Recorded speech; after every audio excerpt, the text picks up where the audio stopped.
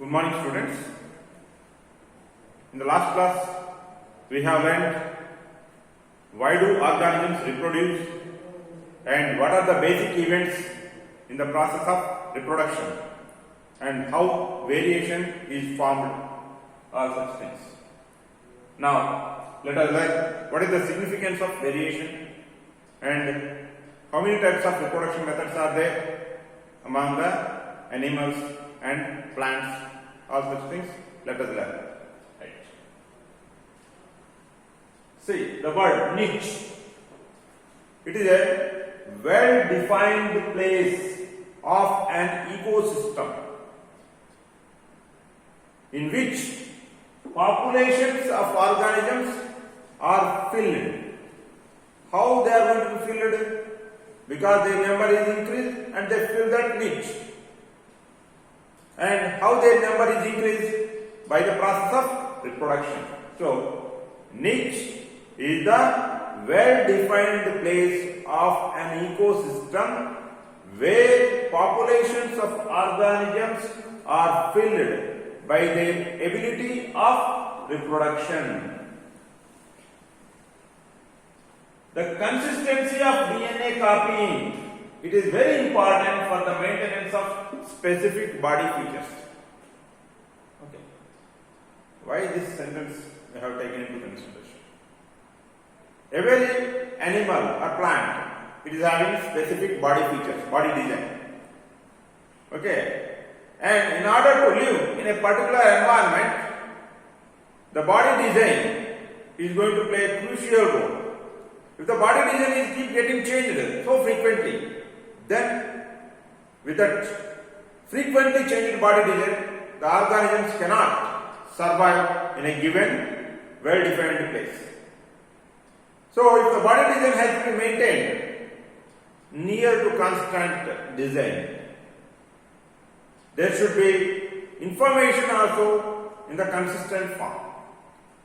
If the information has to be maintained in consistent form, DNA copying mechanism must be maintained consistently. So this is why the consistency of DNA copying, it is important for the maintenance of the body features of the organisms.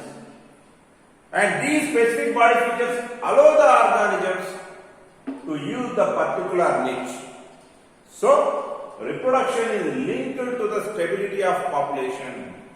Reproduction is linked to the stability of population.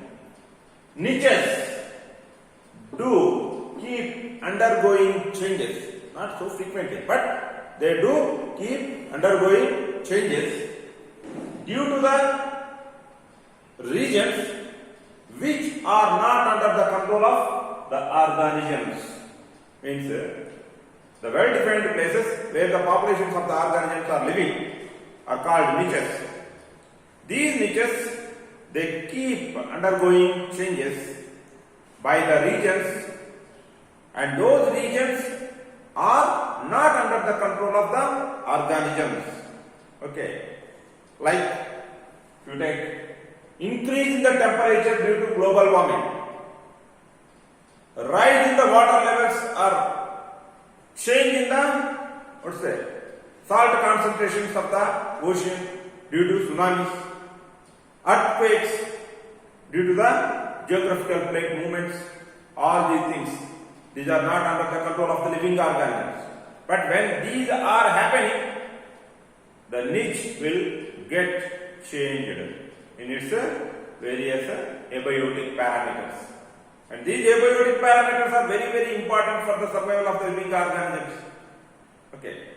When the niches are getting changed, but the body design is not changed. With the changed niche, with the unchanged body design, the survival of the organism will be becoming a difficult one.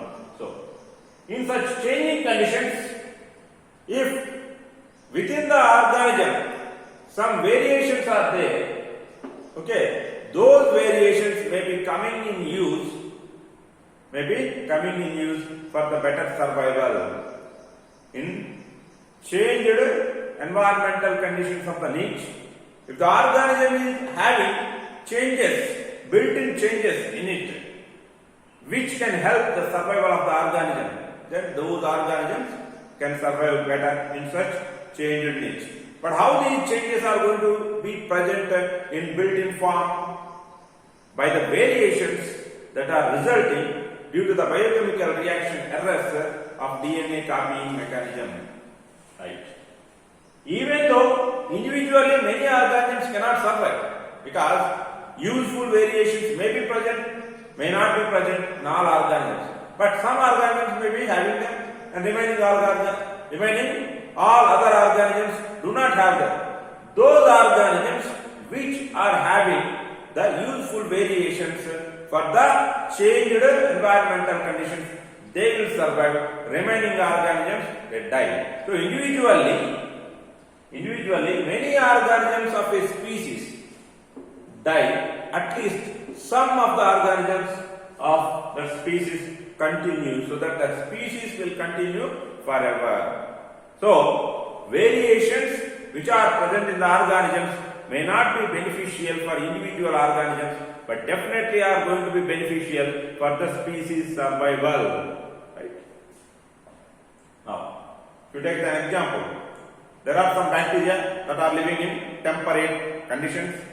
All of a sudden, that temperature of that water, it has risen up. Most of the bacteria died, but some bacteria could survive. Temperature resistant bacteria could survive. Due to what? Due to the specific variations that are present in those bacteria. And these bacteria, temperature resistant bacteria, they could continue by carrying out reproduction process.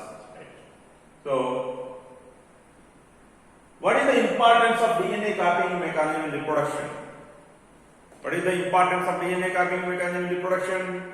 By means of DNA copying mechanism, another copy of blueprint or the information of body design for the new organism can be prepared. Right?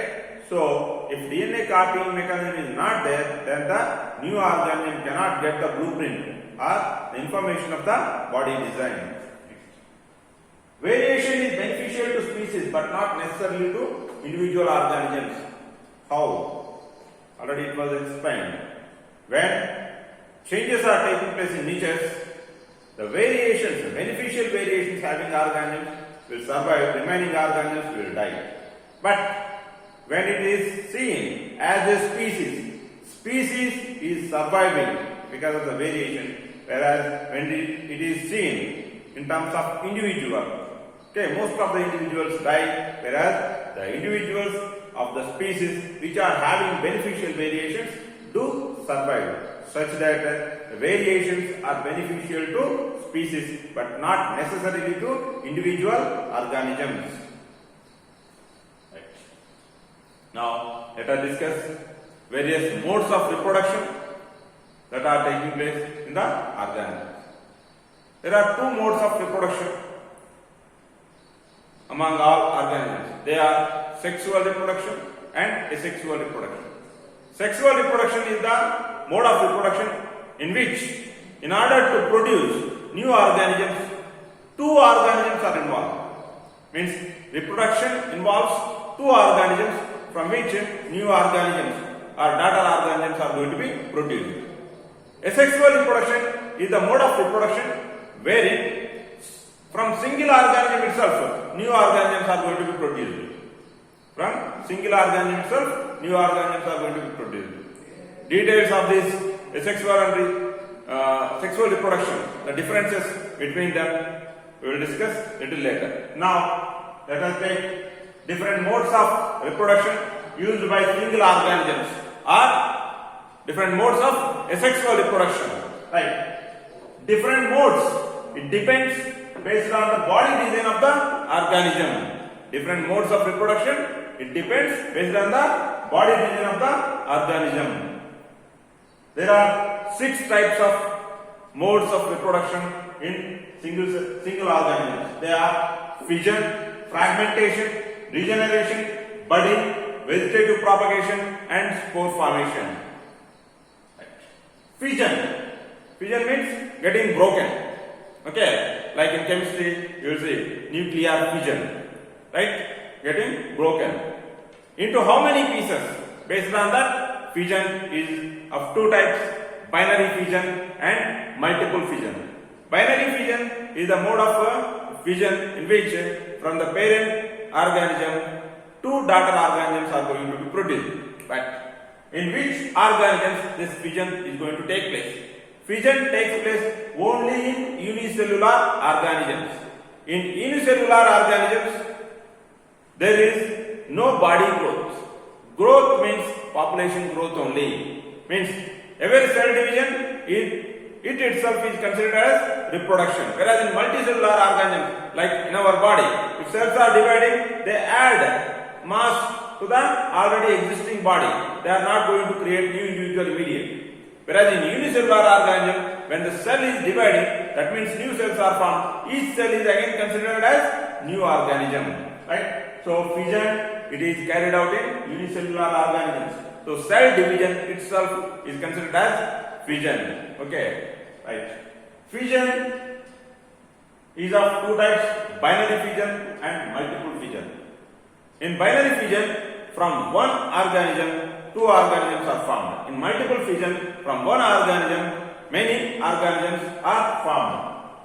So binary fission, it is of again two types. Binary fission that occurs in any plane and binary fission that occurs in specific plane of orientation. Right.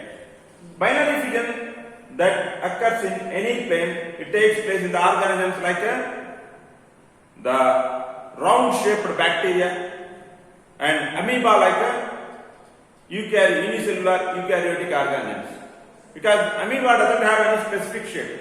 So the cell can be divided into two daughter cells in any plane of direction. In the case of round-shaped bacteria, that is cocci, right? Since the cell shape is round, the division can be taking place in any plane of direction. Whereas if you take the organisms like Leishmania, Euglena, okay, they have got a specific spindle shape. And at one end they have got a whip-like structure called flagella. So this is the time of division. During the time of division, this whip-like structure also has to be divided and has to be given equally to both daughter cells. And it is present at one plane at one particular point in the body. In the unicellular organism, that whip-like structure is present in one particular point. If the cell is dividing in another plane of direction, where this flagellum is not present, then one particular daughter cell will get flagellum, another particular daughter cell will not get flagellum. So the fission is going to form two daughter cells wherein unequal parts are present. So that the fission has to take place in specific plane of direction in the organisms like Leishmania, Euglena, etc. Right? Leishmania, it is a protozoan which causes a disease called Kala lizard. And Euglena, it is also a protozoan, but it doesn't cause any disease, but it can live both in autotrophic and heterotrophic methods. When the light is available, it will live like a autotroph. When light is not available, it will live like a heterotroph. Right. Multiple fission.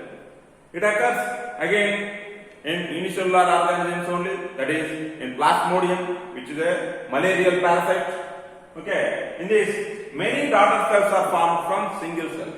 Many daughter cells are formed from single cell. In yeast is unicellular fungus. Budding like fission takes place. Means from every yeast cell on the top there is a small daughter cell is formed initially and which will grow, right? And later it will be getting separated from the parent cell. But when the daughter cell is formed initially, okay, like a small bud it appears. So it is called budding. But budding in yeast, it is not the true budding, it is actually fission. Because of its appearance, we are considering as it is budding. But actually, it is not true budding. Next, coming to fragmentation. Fragmentation is the second mode of asexual reproduction among the total 6 types. Unlike the fission, which takes place only in unicellular organisms, fragmentation takes place only in multicellular organisms with simple body organization. Fragmentation, it doesn't occur in unicellular organisms, like how fission is occurring in unicellular organisms, and it occurs only in multicellular organisms. But fragmentation, it doesn't occur in multicellular organisms with complex body organization.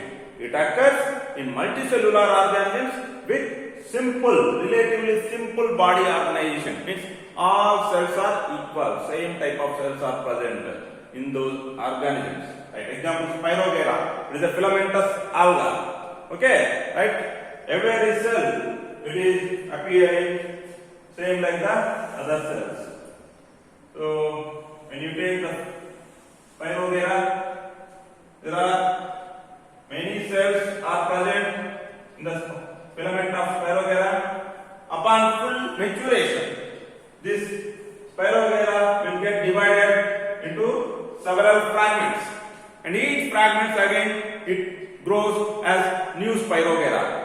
Right? So upon full maturity, the Spirogyra breaks up into smaller pieces or fragments. Many fragments are formed, so only fragmentation. Right? And these pieces will grow into new individual organisms. In the next class, we will discuss regeneration, budding, vegetative propagation, and spore formation. Thank you.